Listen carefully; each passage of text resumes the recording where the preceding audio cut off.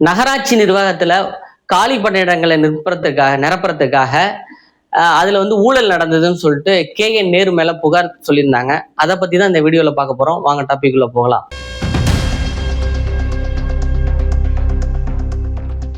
கிட்டத்தட்ட பாத்தீங்கன்னா 1538 காலி பணியிடங்களை நிரப்புறதுக்காக ஒவ்வொருத்தர்கிட்டையும் கிட்டத்தட்ட 75 லட்சம் மணி 600 கோடி போல ஊழல் செஞ்சாரு KN நேரு. அவங்க வீட்டுக்கு வந்து வேற ஒரு காரணத்திற்காக லஞ்ச ஒழிப்பு துறைகள் வந்து இன்கம் டாக்ஸ் ரைடு விட்ட போது இந்த டாக்குமெண்ட், அதாவது இந்த நகராட்சி நிர்வாகத்துல வந்து காலி பணியிடங்களை நிரப்புறதுக்காக ஒவ்வொருத்தங்களையும் ₹1000 பணம் வாங்கிட்டு வேலை போட்டு கொடுத்ததாக அந்த சம்பந்தப்பட்ட வாட்ஸ்அப் சேட் முதற்கொண்டு டாக்குமெண்ட் கூட எல்லாமே வந்து ஒரு கிட்டத்தட்ட 250க்கும் மேற்பட்ட அந்த பேப்பர்ஸ் டாக்குமெண்ட் வந்து கிடைச்சிருக்கு. அப்படின்னு சொல்லிட்டு அந்த கிடைச்ச பேப்பரை அமலாக்கத்துறை என்ன பண்ணியிருக்காங்க, தமிழக DGP காவல்துறையிட்ட வந்து ஒப்படைச்சிருக்காங்க. இது சம்பந்தமா நீங்க விசாரணை பண்ணி நடவடிக்கை எடுக்கணும்னு சொல்லிட்டு தமிழக DGP வந்து அமலாக்கத்துறை கொடுத்துருக்கு. இதை வந்து இன்பத்துறை, அதாவது இன்பத்துறைங்கிறவரை வந்து ADMKல, அதாவது எதிர்கட்சியா இருக்கக்கூடிய பாராளுமன்ற MP இன்பத்துறை அவர்கள் வழக்கு தாக்கல் செஞ்சிருந்தாங்க. இது மாதிரி அமலாக்கத்துறை வந்து இத்தனை பேப்பர்ஸ் டாக்குமெண்ட் கொடுத்து KN நேரு மேல ஊழல் இருக்கு, அவங்கள சுற்றி KN நேருவை சுற்றி உள்ள உறவினர்களும் சேர்ந்து இந்த தவறுல ஈடுபட்டிருக்காங்க, அதெல்லாம் உடனடியா நடவடிக்கை எடுக்கணும். எல்லா டாக்குமெண்ட்டும் வந்து அமலாக்கத்துறை தமிழக DGP கொடுத்துருக்கு. ஆனா தமிழக DGP காவல்துறை வந்து எந்த நடவடிக்கையும் எடுக்கல, தமிழக அரசு எந்த நடவடிக்கையும் எடுக்கல, வழக்கு பதிய செய்ய சொல்லல. இது சம்பந்தமா நீங்க வந்து லஞ்ச ஒழிப்புத்துறைக்கு ஆணையிடணும் அப்படின்னு சொல்லிட்டு இன்பத்துறை அவர்கள் வந்து ஒரு வழக்கு பதிவு செஞ்சிருந்தாங்க. ஆனா அவங்க வந்து வழக்கு பதியல. அதுக்காக நீதிமன்ற அவமதிப்பு வழக்குன்னு சொல்லிட்டு மறுபடியும் லஞ்ச ஒழிப்புத்துறை மேலேயே வந்து என்ன பண்ணியிருந்தாருன்னு ADMKயோட MP இன்பத்துறை அவர்கள் வந்து லஞ்ச ஒழிப்புத்துறை மேலேயே வந்து ஒரு புகாரை தெரிவித்திருந்தாரு. நீதிமன்ற அவமதிப்பு வழக்கு அப்படின்னு சொல்லிட்டு.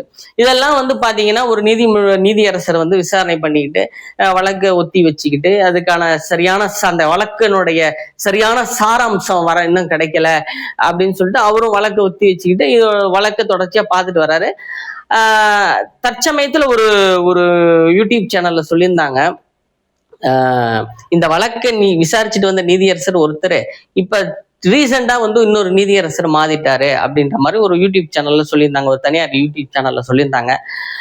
ஆக்சுவலா வந்து பாத்தீங்கன்னா இந்த வழக்க இன்னொருத்தர் விசாரிக்கிறாரு அப்படின்னு சொன்னா அவர் என்ன இப்ப திடீர்னு என்ன ஒரு குற்றம் போட்டிருக்காருன்னா, அந்த படையப்பா படத்துல ஒண்ணு சொல்லுவாங்க தெரியுங்களா, ரஜினியோட படையப்பா படத்துல உன் வீட்டுக்கு வந்து பொண்ணை நிச்சயம் பண்ண வரேன், உன் பொண்ணை நிச்சயம் பண்ண வரல அப்படின்னு சொல்லி ஒரு டைலாக் ஒண்ணு வரும்.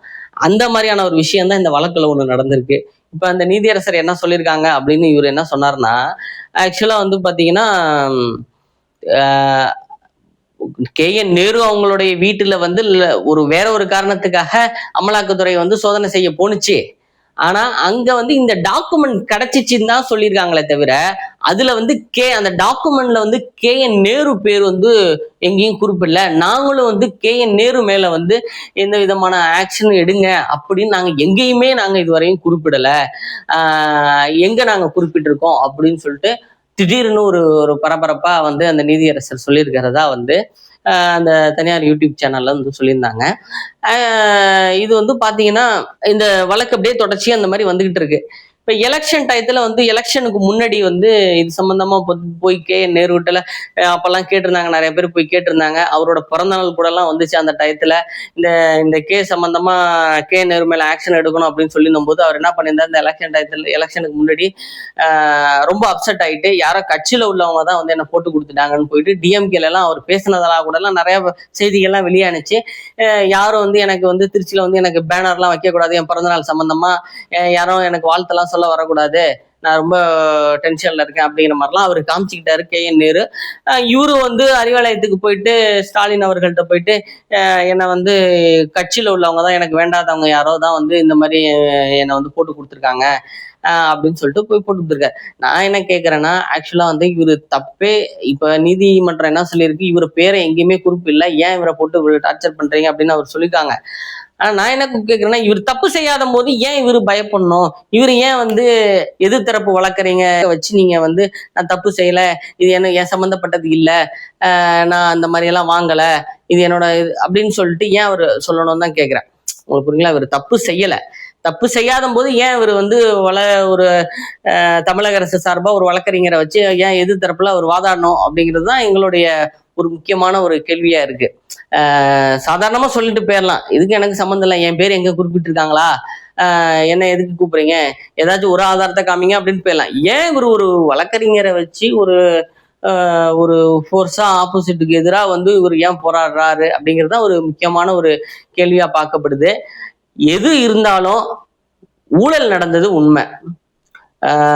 KN நேருவை சுத்தி நடந்தது உண்மை. இது KN நேரு இதுல இன்வால்வ் ஆயிருக்காரா ஆவலையா அப்படிங்கிறது எல்லாமே வந்து பாத்தீங்கன்னா ஆஃப்டர் 4ஆம் தேதிக்கு அப்புறம் தான் வெளிச்சத்துக்கு வரும். இது அப்பதான் வந்து மக்கள் மத்தியில எல்லாருமே வந்து ஒரு உண்மையான விஷயம் வந்து வெளியில வரும் அப்படிங்கிறது வந்து ஒரு நிதர்சனமான ஒரு உண்மையா இருக்கு. ஏன்னா ஆஃப்டர் எலெக்ஷனுக்கு அப்புறம் தான் வந்து இந்த விஷயத்த வந்து காவல்துறையினரோ சரி, யார் ஆட்சிக்கு வராங்களோ சரி, இப்ப DMK ஆட்சிக்கு மறுபடியும் வந்தாலும் சரி, இதை வந்து ஒரு ஃபோர்ஸா எடுத்து பண்ணுவாங்களா, பேசுவாங்களா, இது யார் இந்த தப்பை பண்ணது அப்படிங்கிறது வந்து ஒரு கேள்விக்குறிதான். ஆனால் DMK இல்லாமல் ADMKயோ, ஏன்னா ADMK தான் கேஸே போட்டிருக்கு உங்களுக்கு, ADMKயோட MP இன்பதுரை அவர்கள் தான் கேஸே போட்டிருக்காரு. இன்கேஸ் ADMK வந்து ஆட்சி அமைச்சிருச்சுன்னா கண்டிப்பாக நேரு உள்ள போவது உறுதி. அதே மாதிரி TVK ஆட்சி அமைச்சாலும் நேரு உள்ள போவது உறுதி. எது எப்படி இருந்தாலும் நான் சொன்ன மாதிரி ஆஃப்டர் 4ஆம் தேதி ரிசல்ட்டுக்கு அப்புறம் தான் இது சம்பந்தப்பட்ட வழக்க விசாரிப்பாங்க அப்படிங்கிறது வந்து ஒரு கணிசமா தெரியுது. நீதியரசரே வந்து ஜூன்ல வந்து இந்த கேஸை ஜூலைக்கு அப்புறம் ஜூலைக்கு அப்புறம் இதை ஒத்தி வச்சிருக்காரு. அதுக்கப்புறம் தான் இந்த கேஸனுடைய சாராம்சமும் உண்மை, யார் குற்றவாளி என்னங்கிறது எல்லாமே வந்து இதுக்கு அப்புறம் தான் தெரியும். எது எப்படி இருந்தாலும் குற்றம் நடந்தது உண்மை. இது இன்னும் ஆக்சுவலா வந்து இன்பதுரை அவர்களே என்ன சொல்றாங்க அப்படின்னா, அதாவது இதுக்கு முன்னாடி இந்த வழக்கை விசாரிச்ச நீதியரசர் வந்து எல்லா ஆதாரமும் வந்து விசாரிக்காமலே அமலாக்கத்துறையே வந்து பர்ஃபெக்டா கொடுத்துருக்கு, சந்தேகப்படுற அளவுக்கு இதை வந்து மறு ஆய்வு பண்ணுங்க அப்படின்னு சொல்லக்கூடிய அளவுக்கு எதுவுமே இந்த டாக்குமெண்ட்ல கிடையாது, எல்லாமே பர்ஃபெக்டா இருக்கு, தெளிவா இருக்கு, அதனால இமிடியேட்டா போயிட்டு அவர் மேல வழக்கு பதிவு செய்யுங்க, அவர் மேல இமிடியேட்டா ஆக்ஷன் எடுங்க அப்படின்னு சொல்லிட்டு இன்பதுரை அவர்கள் வந்து நமக்கு விளக்கம்லாம் நிறைய கொடுத்திருந்தாரு, நிறைய பேட்டிகள்ல கொடுத்திருந்தாரு. இதை மறு ஆய்வு செய்யறதுக்கு வேலையே இல்லை. அதே மாதிரி நீதியரசரும் இதை சொல்லியிருக்காரு, இதுல என்ன இந்த கேஸ்ல மறு ஆய்வு செய்யறதுக்கு என்ன இதுல இருக்கு, எல்லா டாக்குமெண்ட் வாட்ஸ்அப் சார்ட் முதற் கொண்டு இருக்கு, யாரு என்னட்ட எவ்வளவு கமிஷன் வாங்கினா என்ன ஏது எல்லா டாக்குமெண்ட்டும் இதுல இருக்கு, அத்தனை டாக்குமெண்ட்டும் கொடுத்துருக்காங்க, இதை மறு ஆய்வு செய்யறதுக்கு வாய்ப்பே கிடையாது அப்படின்னு சொல்லிட்டு நீதியரசர் சொல்லியிருந்ததா இவர் வந்து இன்பதுரை அவர்களே நிறைய பேட்டியில வந்து சொல்லியிருந்தாரு.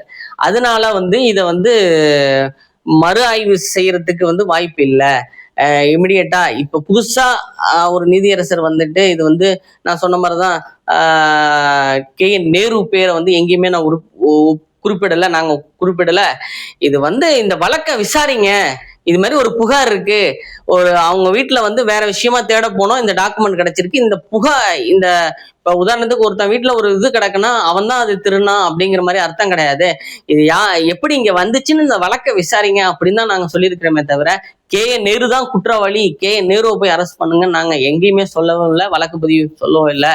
அதனால வந்து இதை வந்து தீர விசாரிச்சு நீங்க வந்து சொல்லணும் அப்படிங்கிறது தான் வந்து அவர் சொல்லியிருக்கதா வந்து இப்ப நீதியரசர் சொல்லியிருக்கிறாரு. நீங்க இதை பத்தி என்ன நினைக்கிறீங்கிறத கமெண்ட்ல சொல்லுங்க. மீண்டும் மறுபடியும் மறு வீடியோ சந்திக்கும் முறை நான் உங்கள் ராஜ்குமார். இது பழைய புது ட்ரெண்ட்.